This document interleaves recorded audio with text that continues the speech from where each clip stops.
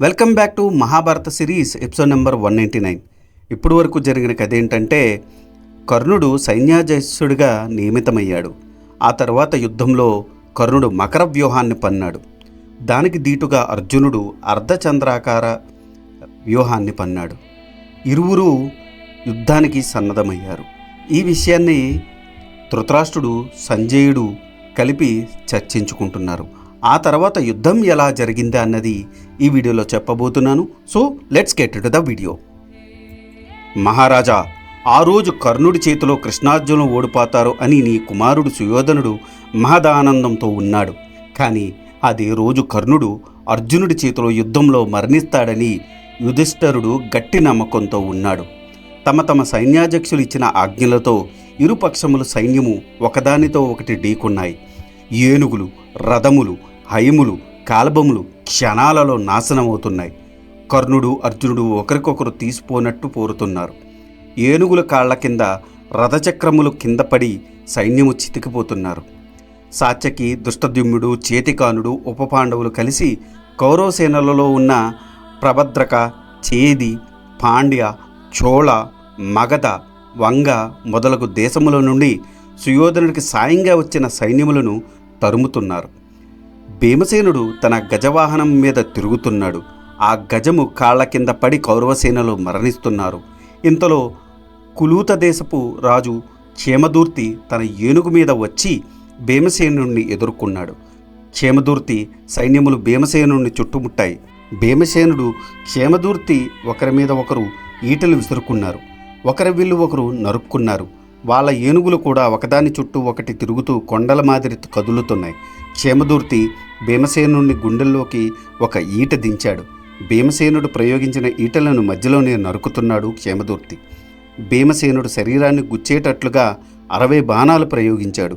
భీమసేనుడు తన విల్లు తీసుకుని క్షేమదూర్తి ఎక్కిన ఏనుగు ఒంటి నిండా బాణములు గుచ్చాడు. ఆ బాధకు తాళలేక క్షేమదూర్తి ఎక్కిన ఏనుగు పారిపోయింది. భీముడు క్షేమదూర్తిని తరుముతున్నాడు. అతి కష్టం మీద క్షేమదూర్తి తన ఏనుగును అదుపులోకి తెచ్చుకొని మరలా భీమసేనుడి శరీరం మీద, అతని ఏనుగు మీద శరప్రయోగం చేశాడు. ఆ దెబ్బలకు భీమసేనుడు ఎక్కిన ఏనుగు కింద పడిపోయింది. తన గద తీసుకొని భీమసేనుడు పడిపోయిన ఏనుగు మీద నుండి కిందకి దూకాడు. ఒకే ఒక దెబ్బతో క్షేమదూర్తి ఎక్కిన ఏనుగును పడగొట్టాడు. క్షేమదూర్తి తన ఏనుగు మీద నుండి కిందకి దూకి కత్తి తీసుకున్నాడు. భీముడు తన గద పైకెత్తి క్షేమదూర్తి తల మీద మోదాడు. క్షేమదూర్తి తల పగిలి అక్కడికక్కడే కూలపడి మరణించాడు. క్షేమదూర్తి మరణించగానే అతని సైన్యము కకావికలమై పారిపోయాయి. భీమసేనుడు ఉత్సాహంతో కర్ణుడి వైపు పోతున్నాడు. కర్ణుడు తన బాణములతో పాండవ సైన్యంలోని ఏనుగుల తలలు పగలగొడుతున్నాడు.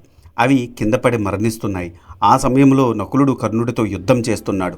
భీమసేనుడు అశ్వత్థామను, సాత్యకి కైకేయరాజులను, విందానువిందులను, చిత్రసేనుడు సుతవర్మను, ప్రతివింధ్యుడు చిత్రుడు అనే రాజును, యుధిష్ఠిరుడు సుయోధనుని, అర్జునుడు సంపక్తులను, ధృష్టద్యుమ్నుడు కృపాచార్యుణ్ణి, శిఖండి కృతవర్మను, శృతకీర్తి శల్యుణ్ణి, సహదేవుడు దుశ్శాసనుని ఎదుర్కొంటున్నాడు. ఘోరంగా పోరు సాగుతూనే ఉంది. సాత్యకి వింధ్యానువిందులు విల్లులు నరికాడు. వారి శరీరముల నిండా బాణములతో ముంచెత్తాడు. వింధ్యానువిందులు వేరే ధనుస్సులు తీసుకుని మరలా సాత్యకి మీద శరప్రయోగం చేశారు. సాత్యకి ఒక పదునైన బాణంతో అనువిందుడి తల నరికాడు. తమ్ముడు చనిపోగానే విందుడు సాత్యకిని అనేక బాణములతో కొట్టాడు. సాత్యకి, విందుడు ఒకరి సారథిని ఒకరు చంపుకున్నారు. ఒకరి హయములను ఒకరు నరుక్కుతున్నారు. ఒకరి రథము ఒకరు విరగ్గొట్టుతున్నారు. ఇద్దరూ తమ రథములు దిగి కత్తులు డాలు తీసుకొని కత్తి యుద్ధం చేస్తున్నారు. ఆ యుద్ధంలో సాత్యకి పక్కను తిన్నట్టు వంగి ఒకే ఒక వేటతో విందుని తన తండను ఖండించాడు. ఆ ప్రకారంగా సాత్యకి విందానువిందులను చంపాడు. పక్కనే ఉన్న యుధాన్యుని రథం ఎక్కాడు. త్వరలో మరొక రథము సమకూర్చుకున్నాడు. కైకేయ బలములను తరుముతున్నాడు.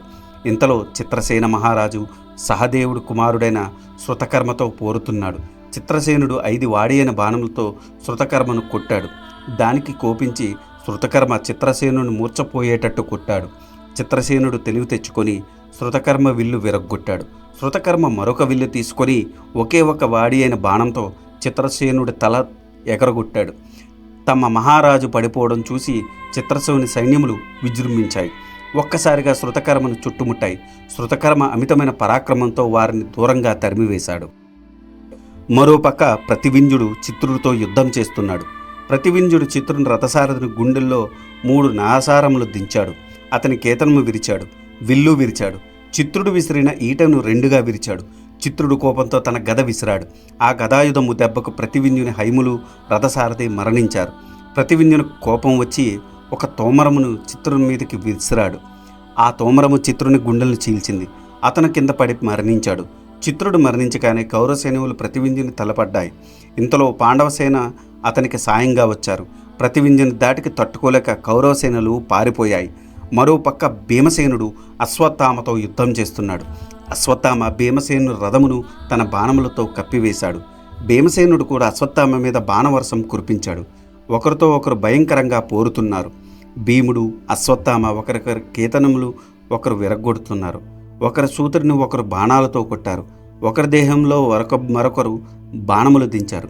ఇది చూచారు ఇరువురి సారథులు. ఇంకా ఇక్కడే ఉంటే ముప్పు అని వారు తమ రథములను యుద్ధభూమి నుండి దూరంగా తీసుకుపోయారు. అర్జునుడి కుమారుడు శృతకీర్తి శల్యునితో యుద్ధం చేస్తున్నాడు. శల్యుడు శృతకీర్తి విల్లు విరగ్గొట్టాడు. అతని శరీరం మీద 7 బాణములు దించాడు. శృతకీర్తి మరొక విల్లు తీసుకుని శల్యుడి మీద 64 బాణాలు సంధించాడు. మరలా శల్యుడు 90 బాణాలతో శృతకీర్తి మీద ప్రయోగించాడు. అతని విల్లు మళ్ళా విరగ్గొట్టాడు. శృతకీర్తి తన గదను తీసుకున్నాడు. శల్యుడు దాన్ని కూడా ముక్కలు చేశాడు. శృతకీర్తి సారథిని నరికాడు. అప్పుడు రథాస్వాములు బెదిరి శృతకీర్తి రథమును దూరంగా లాక్కుని వెళ్ళాయి. తర్వాత శల్యుడు ధర్మరాజు సైన్యంలోకి ప్రవేశించి అందరినీ నరుకుతున్నాడు. మరోపక్క సహదేవుడు దుశ్శాసనుడు యుద్ధం చేస్తున్నారు. దుశ్శాసనుడు సహదేవుని వక్షస్థలం మీద నిషిద్ధమైన బాణములతో కొట్టాడు. సహదేవుడు విజృంభించి దుశ్శాసనుడిని 70 బాణములతో కొట్టాడు. దుశ్శాసనుడు సహదేవుని విల్లు విరగ్గొట్టాడు. తను కూడా 70 బాణములతో సహదేవుడిని కొట్టాడు. అప్పుడు సహదేవుడు తన కత్తి తీసుకుని దుశ్శాసను విల్లు విరగ్గొట్టాడు. దుశ్శాసనుడు కత్తి తీసుకుని సహదేవుడి మీదకి విసిరాడు. సహదేవుడు దాన్ని మధ్యలోనే నరికాడు. దుశ్శాసనుడు మరొక విల్లు తీసుకొని సహదేవుని మీద 64 పద్దనైన బాణాలను ప్రయోగించాడు. వాటన్నిటిని సహదేవుడు మధ్యలోనే త్రుంచాడు. సహదేవుడు 100 శిలీముఖములు దుశ్శాసను మీదకి వదిలాడు. దుశ్శాసనుడు వాటిని 3 బాణములతో త్రుంచాడు. 2 సాయకర్మలను సహదేవుడి మీద ప్రయోగించాడు. సహదేవుడు ఒక కాంతు వెదజల్లే ఒక అస్త్రమును దుశ్శాసనుడి మీద ప్రయోగించాడు. ఆ అస్త్రము దుశ్శాసను కవచనం తీల్చింది. ఆ దెబ్బకు దుశ్శాసనుడు మూర్ఛపోయాడు. అతని సారథి వణుకుతూ దుశ్శాసన రథముని దూరంగా తోలుకుని వెళ్ళాడు. ఆ సమయంలో కర్ణుడు నకులుడితో యుద్ధం చేస్తున్నాడు. కర్ణ, ఈరోజు మంచి రోజు, నిన్ను నా ఎదుట పడేటట్టు చేస్తాను. కౌరవ పాండవులు మధ్య వైరమునకు కారణము నువ్వు. నిన్ను చంపనిది కానీ నాకు కసి తీరదు. ఈ రోజుతో నీకు ఆయువు సరి అంటూ కర్ణుడి మీదకి దూకాడు నకులుడు. ఓ నకుల, నీవు రాజకుమారుడు, మహాస్త్ర కోవిదుడవు. నీవు ఆ ప్రకారం మాట్లాడడం సహజమే, కానీ వృధా మాటలు ఎందుకురా? మనం ఇద్దరం యుద్ధం చేద్దాం, మన బలబలములు తేల్చుకుందామని అన్నాడు కర్ణుడు. కర్ణుడు నకులుణ్ణి 73 బాణములతో కప్పివేశాడు. నకులు కూడా మరొక 70 వాడి అయిన బాణములతో కర్ణుడిని కొట్టాడు. కర్ణుడు నకులుని విల్లు విరిచాడు. నకులుడు మరొక విల్లు తీసుకుని 70 బాణములతో కర్ణుడి శరీరం మీద అంతా తూట్లు పడేటట్టు కొట్టాడు. మరొక బాణంతో కర్ణుడి ధనుస్సు విరిచాడు. 300 బాణములతో కర్ణుడి రథమును కప్పివేశాడు. కర్ణుడు మరొక ధనస్సు తీసుకున్నాడు. 5 బాణములతో నకులుడు వక్షస్థలం దింపాడు. నకులుడు 7 బాణములతో కర్ణుడి ధనస్సు విరిచాడు. కర్ణుడు మరొక విల్లు తీసుకున్నాడు. ఆ ప్రకారం కర్ణుడు నకులుడు ఒకరినొకరు తీసిపోకుండా యుద్ధం చేస్తున్నారు. ఆ సమయంలో ద్రౌపదుని సేనలు నకులునికి సాయంగా వచ్చాయి. వారిపై కర్ణుడు అతి క్రూరమైన బాణములు ప్రయోగించి వారిని చెదరగొట్టాడు. కర్ణుడు మరలా నకులుని విల్లు విరిచాడు. అతని హైములను చంపాడు. సారథిని గాయపరిచాడు. నకులుని చక్రరక్షకులను చంపాడు. నకులుని కేతనము విరిచాడు.